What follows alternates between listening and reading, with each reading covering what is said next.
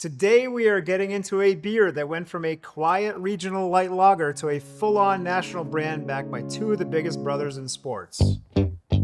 Garage beer. Hey guys, garage it yourself! What is up, guys? Welcome back to the House Brewing Company YouTube channel, where today we're going to take a look at the history of and try garage beer. Now, garage beer is a beer, as we all know, is owned by Jason and Travis Kelce. But what's wild is that they certainly did not create garage beer. The story of garage beer began in Covington, Kentucky in 2018 at a small brewery called Braxton Brewing Company, a young, fast-growing craft brewery. They had the idea to brew a simple light beer and a beer that was quote-unquote beer flavored. They wanted it to be a crisp and light lager with no gimmicks. Came in at 4% alcohol, 95 calories, allegedly perfect for tailgates, garages, backyards, or whatever else you could dream up for a light lager. So they brewed garage beer using 100% Pilsner malt, Magnum hops, clean finish. In the general vicinity, Kentucky, Ohio, Tennessee, garage beer took off. So it became one of the top craft lagers in the entire region. Now here's where things get interesting. Garage beer got so big that Braxton decided that it wasn't just a product under the Braxton umbrella, it had actually become its own brand. In 2023, they spun garage beer into a separate company, still contract brewed by Braxton, but now run with its own independent leadership, its own marketing team, and its own national strategy. For Braxton and for garage beer, this was a huge move. The trend was garage beer's friend. Things were moving in a positive direction, but it was really when the Kelce brothers entered the picture in 2024 and became majority owners of garage beer that things really started to take off. They've worked hard to market this as an ordinary everyday beer like many of the other ordinary everyday beers you can get. They worked garage beer into their New Heights podcast platform, which practically guaranteed instant overnight success and awareness for this small and growing brand. So now with the Kelces involved, garage beer went from a regional cult hit to one of the fastest growing light lager brands in all of America. The company is pulling in all sorts of big investments, taking in tens of millions of dollars, hiring former executives from national beer brands, and starting this methodical mass market state-by-state rollout. Today, garage beer is allegedly worth a whole bunch of money. It's available in many states and now growing, and we're gonna comment on its design, crack it open, give it a taste, let you know if we think it's worth your hard-earned dollars and your time in the garage. All right, so as I so often like to do, guys, comment on the design of the can. I actually happen to think that this is super classic. It's speaking that mass market kind of macro lager language, off-whites. I do like the black. Oftentimes we see white, red, and gold. On this particular can, we see off-white, black, a little bit of silver, a little bit of gold lid with a silver tab. All in all, the design is very nice for a beer that's trying to be unpretentious. It might actually have a little bit of a pretentious design going on, right? So when you're drinking garage beer, guys, as indicated here on the can, the garage is always open. Let's see how she looks. Let's see how she smells and tastes. Guys, we have been mentioning this often, but 70% of viewers of the channel are not subscribers, and subscribing guarantees future content and really helps to support us. So hit that subscribe button, hit the like button, leave your thoughts down in the comments, and Santa Nate will be good to you this Christmas. Ho, ho, ho!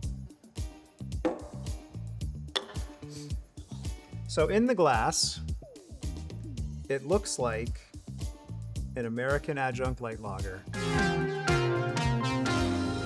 It's clear, it's yellow, it's filtered, it's effervescent. How nice. Foam retention is nice in the beer. No complaints there. Looks crisp, refreshing, delicious. On the aroma. Ooh. Huh. I didn't expect that. It's got that metallic-y canny note. How did you pick this up? Was this in the fridge, on the floor?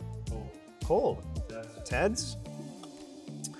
Regarding when it was packaged, I have the numbers 1366, 1455, C5X on the bottom, which doesn't tell us much. So in terms of whether or not this beer is well maintained or fresh, I can't tell you. What I will tell you is that on the aroma, I'm getting a little bit of a metallic kind of almost aluminum note. Not pleasant.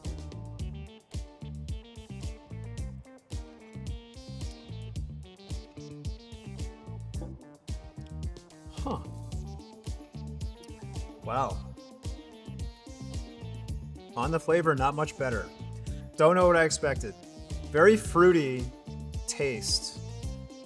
Very fruit forward, unclean fermentation. Pretty strong metallic note. Again, you guys who watch the channel know that I try to be as fair as humanly possible to all the beers that we do try on the channel. We've had this beer before on the channel. We decided to feature it again. My recollection of this beer is actually better than the beer that I'm drinking right now. The beer tastes fine. I have no objections with the beer. It tastes like a Bud Light. I'm not sure if the scale up or distribution has affected the quality of the beer, but it's thin, light, metallic, weirdly fruity, weirdly sweet.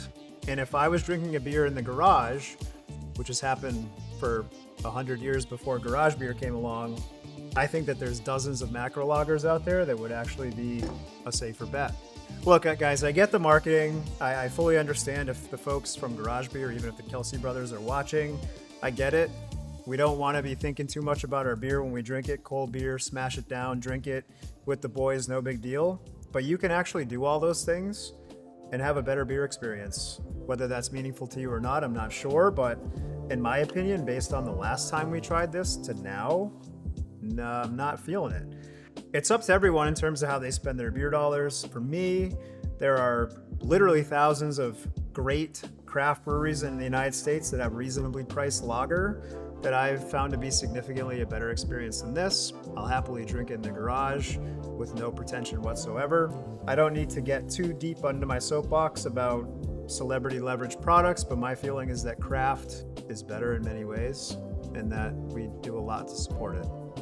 If you're giving me a fresh macro lager, Bud Miller Coors, light, ice, whatever, I'm probably taking that over this. This feels like a thing that has scaled aggressively to leverage brand power and celebrity power, and not a thing that, again, I get it, unpretentious beer, no big deal, but the reality is you can have a better beer experience for the same price and not be pretentious about it. And that's all I have to say about that. As always, guys, leave your thoughts down below. Hit that like button if you enjoy this content. We have a ton of good stuff upcoming. We'll see you next time. Take care.